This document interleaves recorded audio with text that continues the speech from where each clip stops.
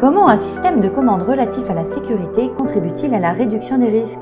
Et pourquoi est-il si important de normaliser ces équipements? Sécurité des machines, normes ISO 13849, convergence des référentiels ISO et IEC, etc. L'INRS, le CETIM et l'UNM ont tous travaillé sur le sujet et nous en disent plus.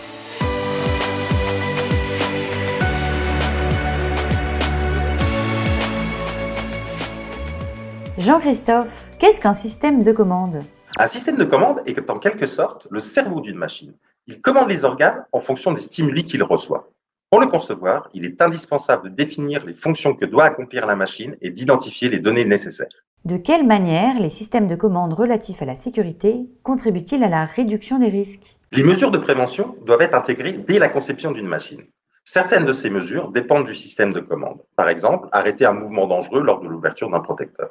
On parle alors de système de commande relatif à la sécurité. Ce système assure ainsi les fonctions de sécurité de la machine qui doivent elles-mêmes respecter des niveaux requis par l'analyse du risque. Sylvain, en quoi la sécurité des systèmes de commande est-elle si importante? Les machines industrielles ont de plus en plus de fonctionnalités. Ces fonctionnalités sont gérées dans le circuit de commande. La sécurité y est omniprésente afin d'offrir de plus en plus de flexibilité aux utilisateurs. Les industriels, à l'heure actuelle, voient fleurir de plus en plus de référentiels adaptés à leurs besoins, ce qui est un sujet d'actualité pour eux. Nadège, pourquoi standardiser le sujet?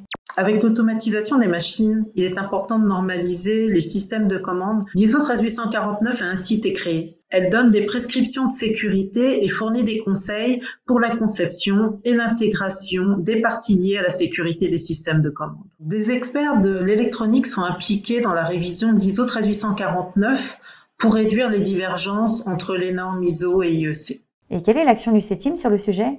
Le CETIM aide les industriels dans leur démarche au sein des actions collectives en participant au comité de normalisation.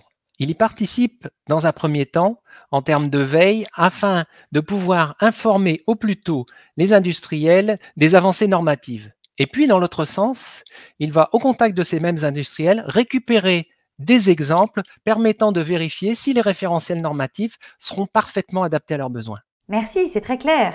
Avec l'automatisation des machines, leur sécurité passe de plus en plus par le circuit de commande. Il était donc urgent de normaliser ces équipements. C'est aujourd'hui le rôle de l'ISO 13849 et sa révision permettra de réduire les divergences entre les normes des mondes interdépendants de la mécanique et de l'électronique.